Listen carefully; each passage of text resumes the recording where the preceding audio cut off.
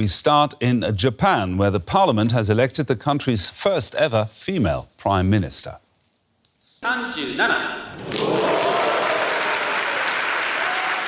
Sanae Takaichi took over as head of the ruling Liberal Democratic Party after it lost its majority in the July election.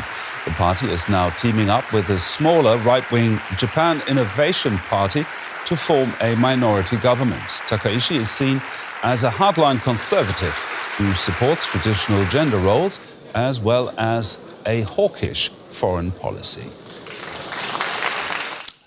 Now, to help us break that down, I'm joined by Sonja Blaschke. She's a journalist in Tokyo. Sonja, Takaichi is Japan's first female prime minister. Why has it taken so long for a woman to get to the highest office?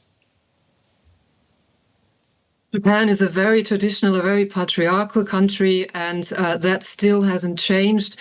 Decisions are made by men, by old boys networks, often in back rooms, and it's quite difficult for women to get into those discussions, those back rooms. And I think it says quite something about the country that the first female prime minister to be elected is a woman that some describe actually as more male than her male counterparts. And especially in politics, Japan has been ranking very low in the gender gap reports, for example. It was actually the reason why Japan is always ranked so low, only 118 out of 148 countries. So there's still a lot to do. Now, she is known for her rather traditional views of both gender roles and, for example, same-sex marriage. What do we know about the social policies she is likely to pursue? Well, what I'm not expecting certainly is any sort of progressive or even feminist stance from her, any sort of policies in that direction.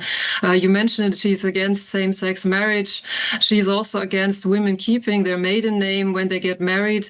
And that is something that even the very conservative Keidanren, which is a business lobby group, has asked the government to change.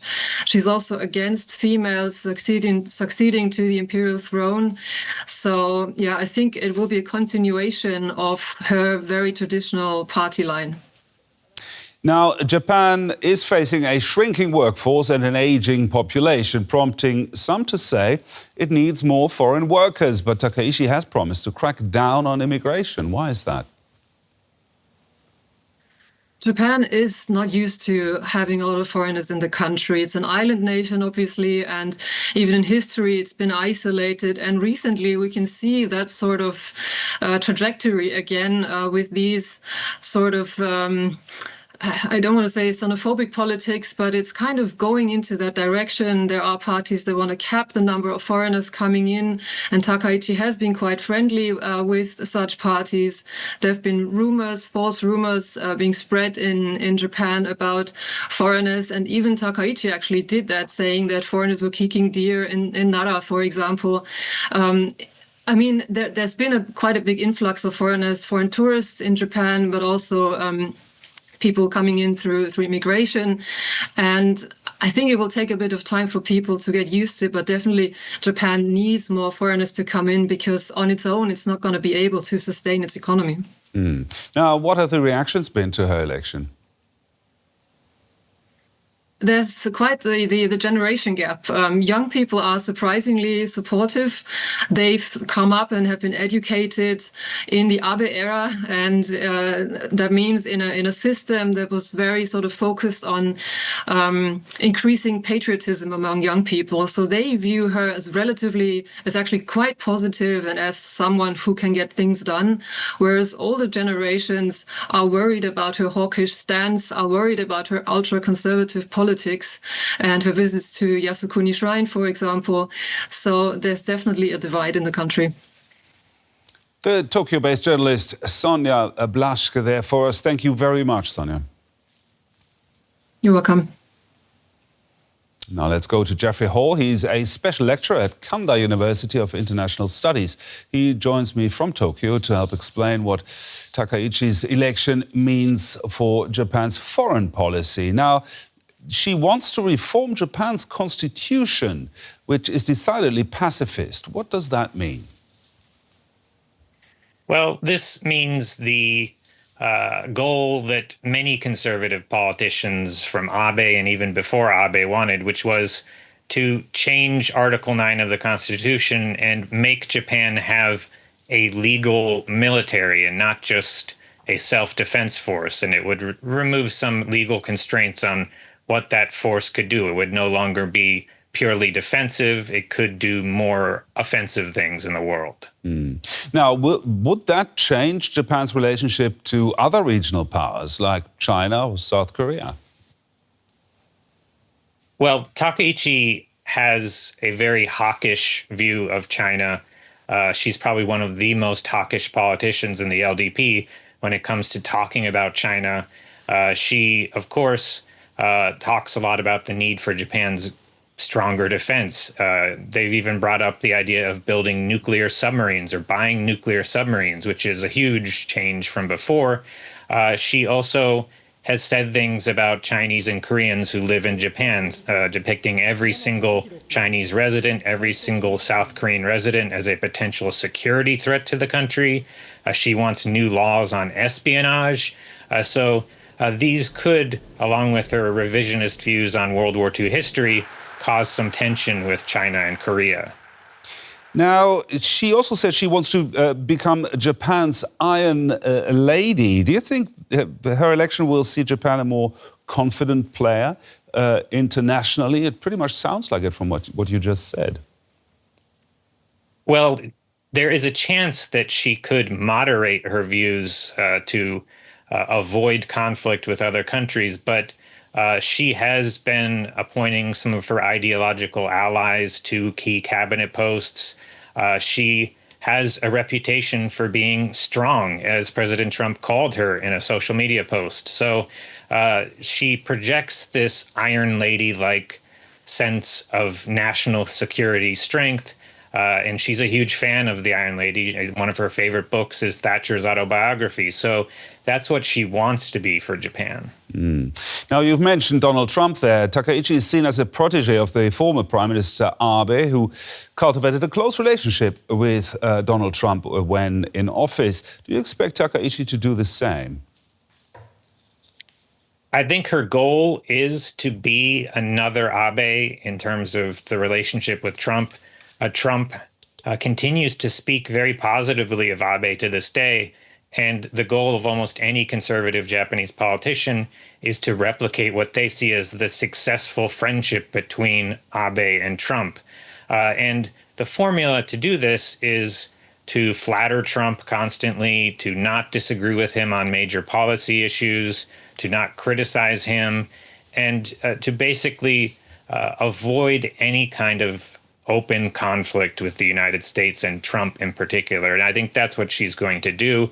And I think she'll probably have a good chance of success, especially if Trump sees her as a protege of Abe.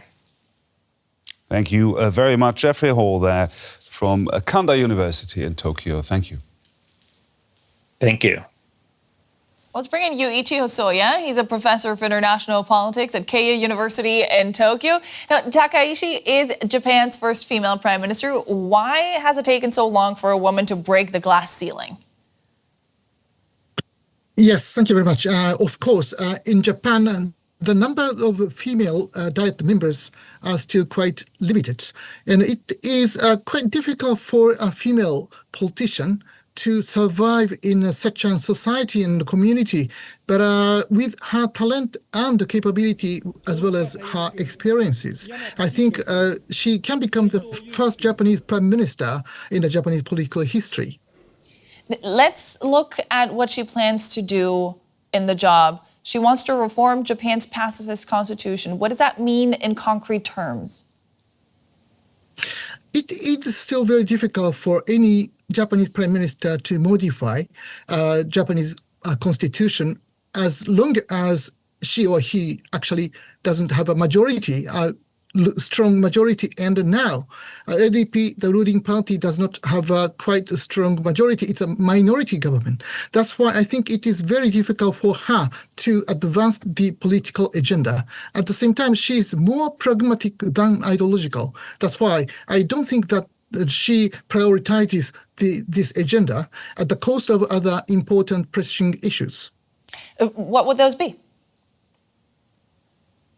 Well, of course, she has to attract right-wing voters and Diet members, but at the same time, she must promote some of the important agendas. That's why she always needs to strike the balance between ideology and necessities. And I think that she is quite talented politician. That's why I think, like her mentor, former Japanese Prime Minister Shinzo Abe, I think she can go through with many difficulties.